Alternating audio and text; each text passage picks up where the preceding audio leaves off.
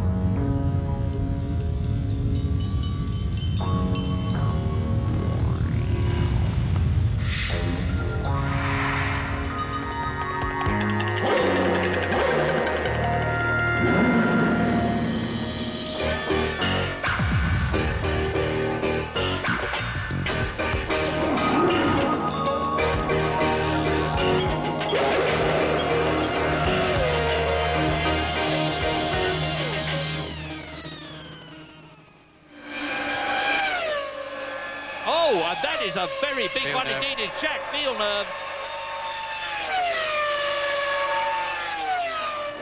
Oh, that's a terrible crash. And it's Zonta in the other VAR.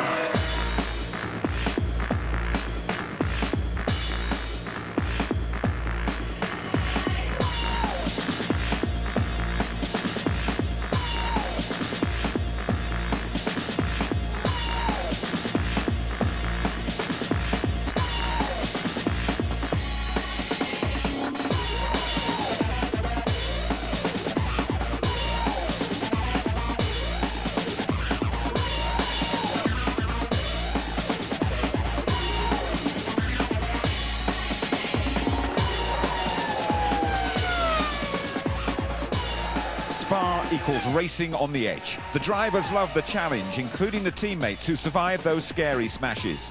Villeneuve running back to work. Zonta signing autographs with a steady hand. Remember last year we saw just about the biggest Grand Prix multiple shunt ever. 13 cars eliminated. And Michael Schumacher hitting David Coulthard, losing his wheel, and the race. Hello there, welcome to Spa. This circuit bites. The British-American racing team have been working through the night to get Jacques Villeneuve and Ricardo Zonta on the grid. Both came through warm-up successfully this morning and both will start the race. The bill for the damage, by the way, a cool $1 million. Those crashes at Eau Rouge were very much the talk of qualifying, but at the sharp end, it was business as usual. Here's Louise Goodman. There's always a sense of anticipation at Spa, but it started out pretty much like any normal session. 22 cars vying for grid spots and one McLaren showing them the way. This is a monumental lap of Mika Häkkinen's, and yes, 0.3 of a second faster than David Coulthard, 0.7 of a second, nearly 8, faster than Heinz-Harald Frentzen. The Finns started all bar 2 races from the front, and even David Coulthard knew it would be a tough time to beat. But that wasn't going to stop Jacques Villeneuve from trying. Oh, and that is a very big one indeed. It's Jacques Villeneuve. It was a case of déjà vu, a repeat of the '98 shunt Villeneuve described with nonchalant bravado as his best ever. It's pretty close to last year. I think the impact was smaller, but I rolled, so that was a bonus. What happened? Were you trying to take it flat again? Yeah, I was flat until I spun. The only problem is I touched the curb on the inside with the front of the car, and that just pulled the front in. Villeneuve was as unfazed as he sounded. Just a few words of reassurance from team boss Craig Pollock, and Jacques was ready for more action. But moments later, Eau Rouge claimed another victim. Oh, that's a terrible crash. And it's Zonta in the other VAR. Well, this is quite appalling. Pollock looked on in disbelief as his second driver emerged unscathed and calm from the shattered remains of his VAR. Zonta's actually giving autographs down there. It's strange because I didn't push that much. I pushed in the first lap, in my qualifying lap, and I lost the car in the middle. Maybe it was a little bit dirty or something like this from the Jacques accident. What was the problem is difficult because it was too fast. And also on TV, it's difficult to see if he's broke something or not. But it's too fast, you know, to see if it was my mistake or not. Two massive shunts like that within the space of 10 minutes. Were the two related? They were both related, yes, because we believed they were both driver errors, meaning that the drivers were just going too fast for that particular corner. That's what they're paid to do. They're paid to take the risks and push the car to the limit, and sometimes they go over the limit. It's just what is related is it was both basically the same thing, we think. But you have had some mechanical failures with the cars this weekend. You're quite confident that this was nothing to do with that? I'm absolutely confident it had nothing to do with that at all. So what's the game plan now? Within 2 minutes of Ricardo going off, we'd already called the factory and we saw Ricardo was okay, and we deviated the truck that was going to Monza with 2 cars in it for a test next week, and we'll have 2 extra cars at the circuit this evening by midnight. They'll have to be totally stripped down, rebuilt overnight. So it's a massive job tonight.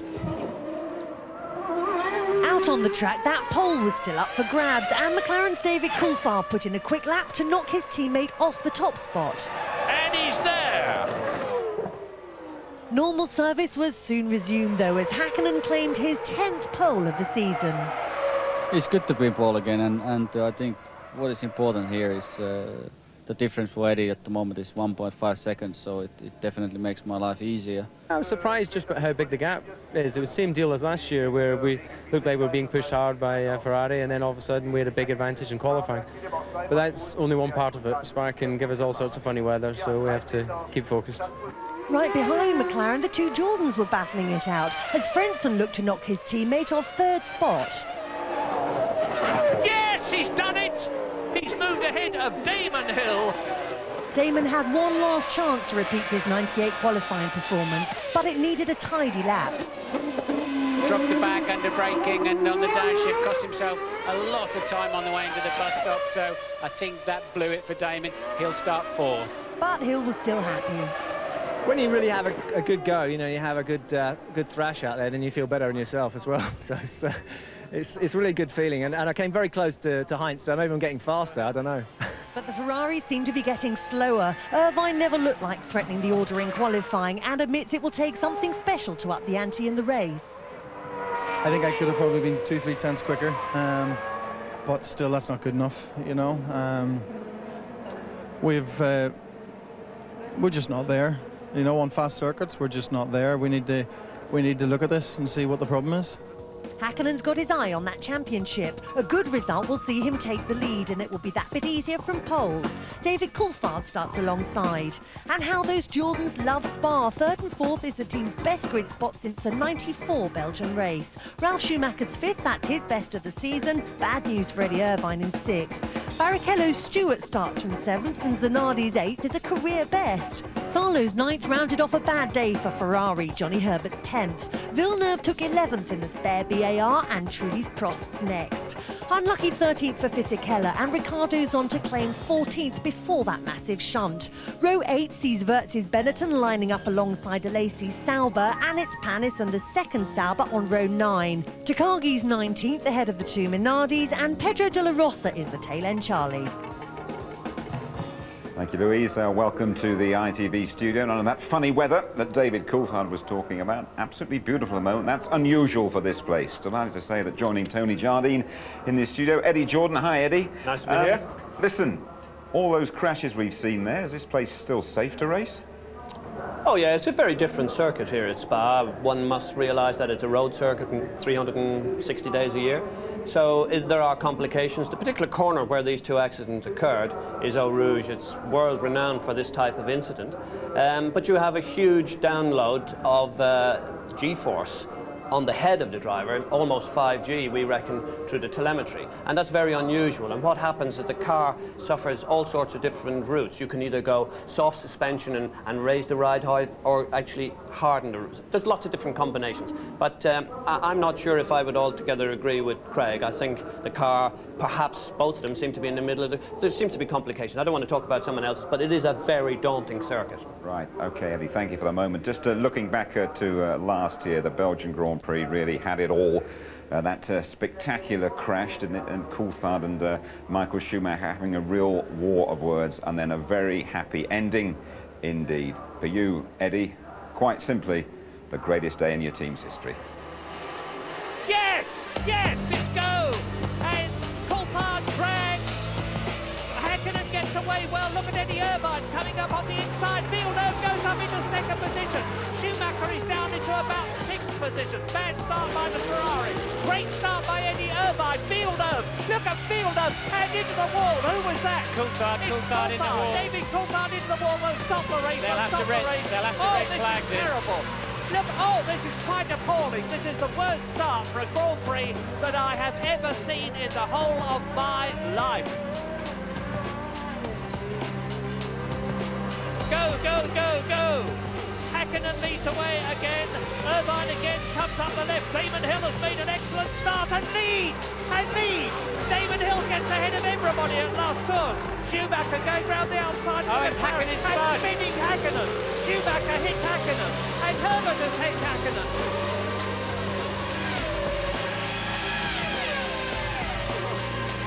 Here's a good chance. We've got a much better run out of Blanchimont up the inside into the bus stop. He has track position, squeezes Damon over a little bit. Michael Schumacher, a textbook overtaking opportunity.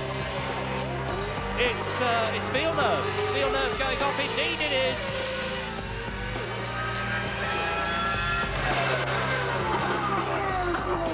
Oh God! Michael Schumacher hits David Coulthard and is out of the Belgian Grand Prix. Maybe he should have been a bit more circumspect about trying to pass him, but he is out, and Damon Hill is in the lead.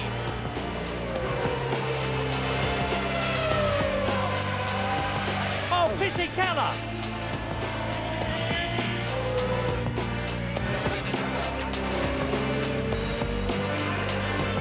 Damon Hill wins in Belgium.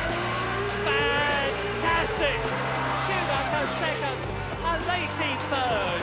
Well, what an unbelievable race. Still very emotional pictures for you, those, Eddie. Your first Grand Prix win, and Spa's been good to you over the years, hasn't it? Oh, Spa's been like a dream to Jordan. Way back, Johnny Herbert won his first Formula 3 championship here with us in '87, and 2 years later we did the same in Formula 3000 with Jean Alesi. Michael Schumacher in '91, in fact, had his first ever drive with Jordan. Rubens Barrichello had his first ever pole with Jordan here in '94. Then last year, it's a bit of a dream ticket. How about today? You're very well placed again. I'm not going to make any You never do. Slightest thing, but I would like to be back here after the race, celebrating, I suppose. Yes. There was a little bit of the hard stuff around here last year, I seem to remember. All those cans of Guinness. A lot of cans of certain cans of something. We won't talk about them. But yeah, that was a very special race. It was also the very big change for Jordan. If you like, it was the turning point.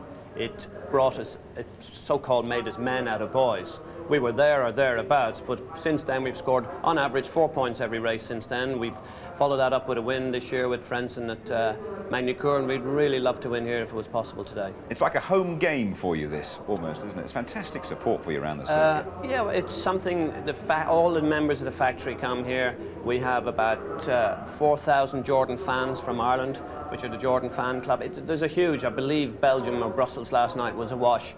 There wasn't a dry pint a house in any of the pubs in Brussels. But that's part of the folklore. You know, Jordan attracts that kind of people, and it's great, fantastic. Let's talk a bit about the man who's going to replace Damon Hill at the end of the season, Jarno Trulli. Tony, first of all, your thoughts on Jarno Trulli? Sensational talent, but I really believe he's got to be nurtured by Eddie's team. He spotted the talent, but I mean, he's very Senna-like, not just in his looks, but in his style. Very short amount of time, karting to Formula 3 and straight into Formula 1. He's known to throw his toys out the pram every now and again, known to throw a few tantrums and wobblies. Apparently when he's on the radio, that's the only time he keeps his hands still. He's a bit of a windmill, that's the wheel go. So you better sort him out, Ed. Go on, Ed.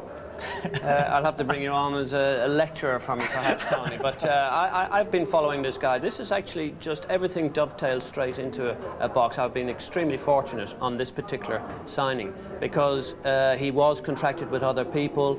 It was also involved with Prost. He had to be outside the top 6 by the last race, so I had to wait. The contract was already agreed and signed, but the kick-in wouldn't happen till after Hungary. So we were all on tenterhooks for a while, and I'm overjoyed. I think what I like more especially is he's an extremely confident driver.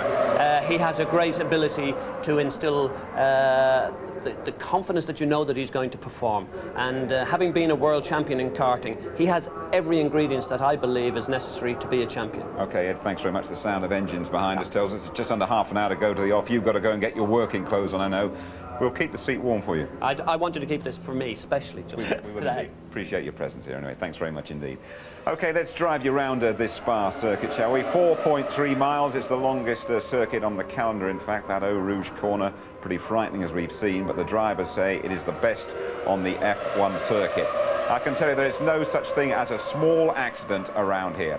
Here's Martin Brundle, and it's Mika Hakkinen at the wheel of the 98 McLaren.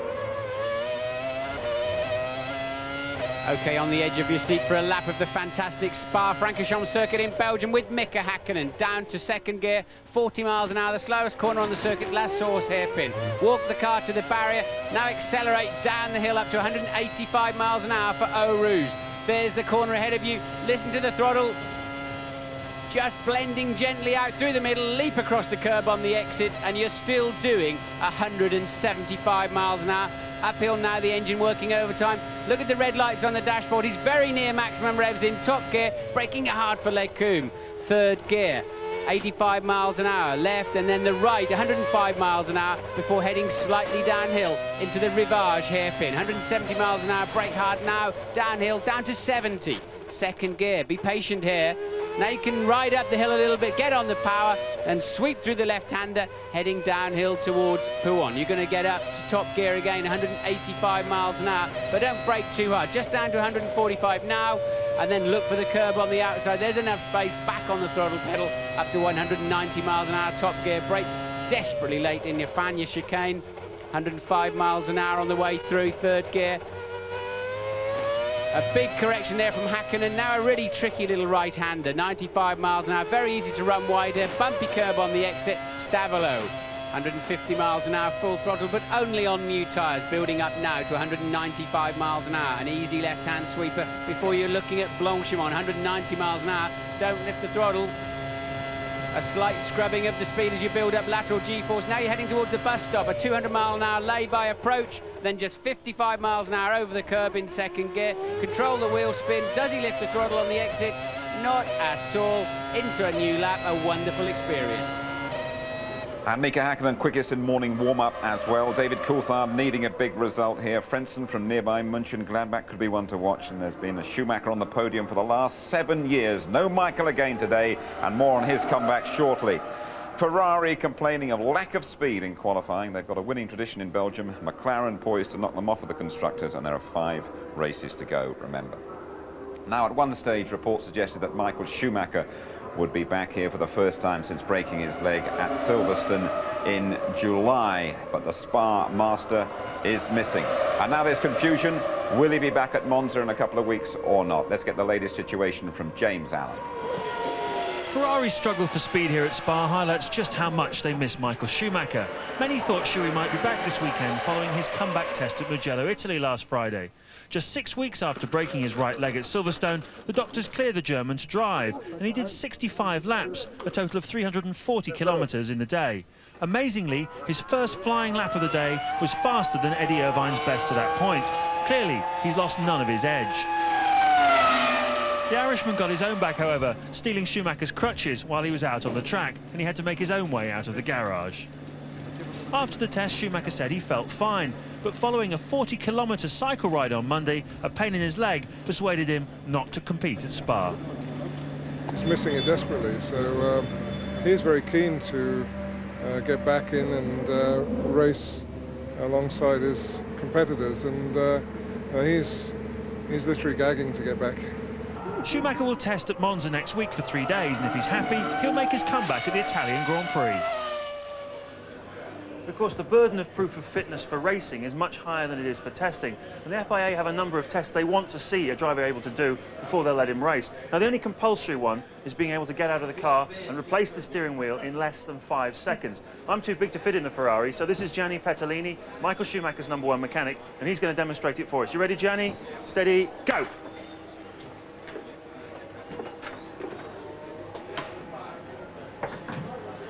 7 seconds, and that's with 2 good legs. Now, there are certain other tasks that the FIA's Chief Medical Officer, Sid Watkins, can ask a driver to perform.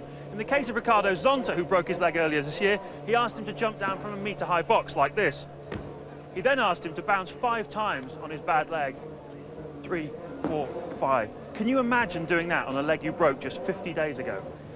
The $10 million question is, when he comes back, will he be driving to help Eddie Irvine or to help himself? It's difficult to say what's going to happen exactly, except Michael will do what the team want him to do, and the team want to win the championship, and if Eddie Irvine's our best hope of winning the championship, Michael will support that totally.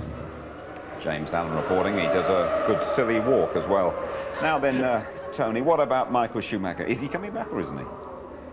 Yeah, I'm sure he's coming back. He had a standing ovation, by the way, when he arrived at Mugello from all the mechanics. He's got a very, very heavy limp. That's why it's critical to have another check before he decides whether to go back to Monza. When he comes back, the other question is Luca de Montezemolo, the Ferrari president, has said that he'll do what Ferrari say. And clearly, if Irvine scores points here, he should be outside of the championship. So he'll have to work for Ferrari. That means try and gain the Constructors' Championship and help Irvine with the World Drivers' Championship. That remains to be seen in the heat of battle whether Schumacher will do that, but he is very, very keen to get back. They have really been missing him here, perhaps for the first time.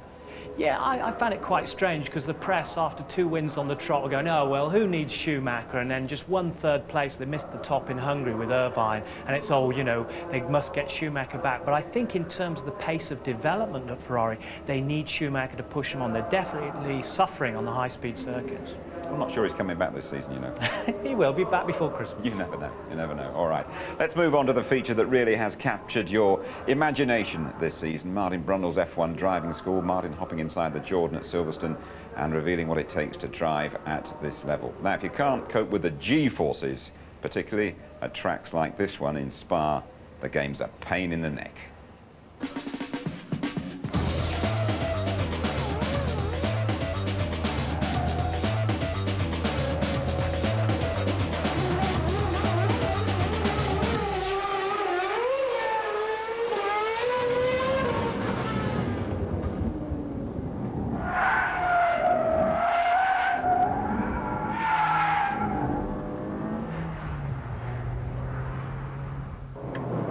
Now, one of the most difficult things to demonstrate to you is the level of energy that's going on inside a Formula One car. It all tends to look very calm and collected from the outside until something goes wrong. It's called G-force. Now, I don't always carry furry dice in my car, you'll be pleased to know. We put them in to demonstrate what G-force is. It's the force that will make these dice go over to the left as I take this right-hand corner. And if I brake heavily, they'll go forwards. It's the same force that'll slide your granny from one side of the car to another if you go into a roundabout a little bit too quickly. Here's a good example, Eau Rouge at Spa. A big left-right in the bottom of the hill, about 170 miles an hour, then leap off the curb on the way out. Massive energy going on there. Here we are in my road-going Ferrari, which is probably the fastest car on the road. But even in ideal conditions, this car will generate something around 1 G of lateral force going through a corner, and a Formula One car is 4 times that because of the downforce created and the very wide slick racing tyres. As I hit the bump on the straight, it evacuates my lungs. I can barely breathe over that bump. Left-hand corner, my neck immediately tightens to try to hold my head in the position I want so I can balance the car on the throttle. What does that mean in reality? 4 times the force of gravity. Your head weighs 5 kilos, for example. Maybe a Grand Prix driver's head's a little bit bigger. A crash helmet is 1.5 kilos, so 6.5 kilos times 4, 26 kilos. Imagine somebody putting a 26-kilo weight on the side of your head instantaneously. As I break down, your head wants to go forward, your neck is fighting the weight of your head. Now, under braking, longitudinal G, something around 3.5 to 4 G again in a Formula One car. If you watch, I'm braking heavily now, watch the dice go forward.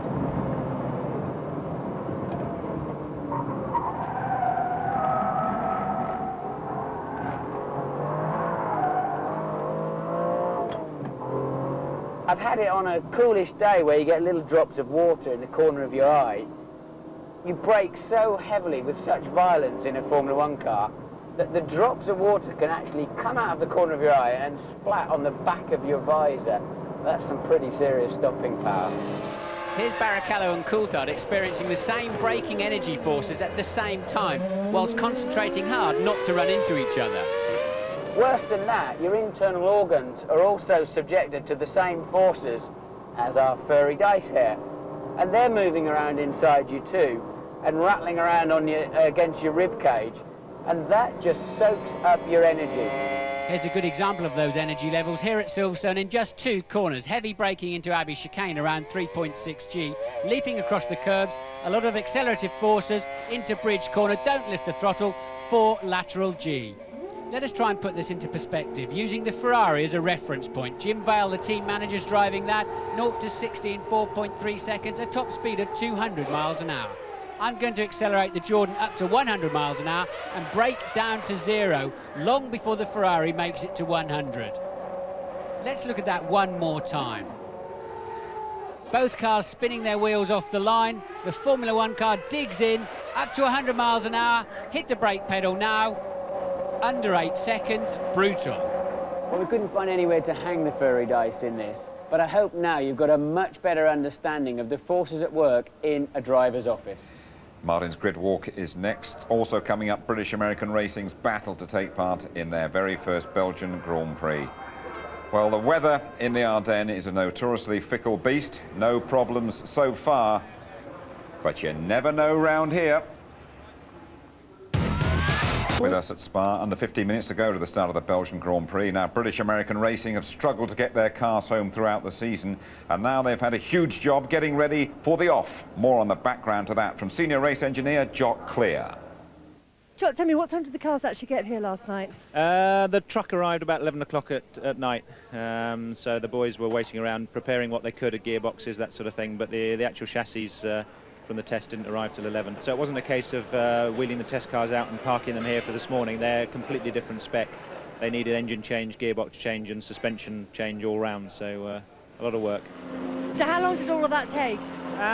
Well, most of the guys that worked on the 2 new cars got away about 5 o'clock, 5:30 this morning, but obviously they're back here at 6:30, 7, so really just back to the hotel for a shower and a change of clothes and back here again. So some very tired guys at the moment, and you know, obviously we didn't work them too hard in warm-up, but you know, they're going to get some rest now.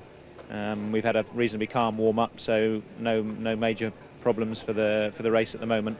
So hopefully we can have a little bit of a relax now after such a hectic 24 hours. Indeed, it has been. Let's go to Martin Brundle. Bit of apprehension from the drivers, Martin, after what's happened to the BARs?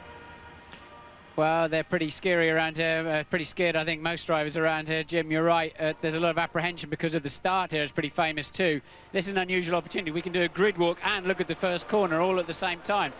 Down there is just before that 100-metre board is where they're going to be braking for the first corner, but swing around, Keith, and just show them how close the cars actually are to this first corner. So, and remember, the reason they have a problem is they light the rear tyres up off the start line, so you've got warm rear tyres, virtually stone-cold front tyres, because the guys will be sitting on the front of the grid here some 45 seconds, and totally cold brakes. They don't work till they've got 700 degrees in them, and they'll have 200 or 300 degrees, so you hurtle in there, and you can't slow down. You've got no grip from the front tyre, no braking temperature. Now, it's pretty tense in the World Championship. This could be quite a crucial race. I want to have a quick word with Mika Häkkinen if he'll talk to us. Mika, you've been on pole for, I think it's 19 of the last 28 Grand Prix. You're getting pretty good now, yeah? I think it was 20 times, but anyway. Yeah, I had plenty of practice, and certainly the record looks good. It's going in the right direction. I'm feeling more and more confident all the time with the car, with the team, so I'm happy. Yeah, well, I counted 19, but I did it twice, but I count in English anyway. But so how's it? A pretty crucial race, don't you think? Yes, it is. Yes, it is, and that's why obviously I have to admit I'm not fully relaxed, and I suppose you understand why. And I was just looking at this starting straight, and it's quite short.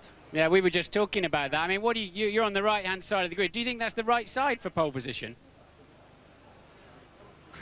I'll tell you soon.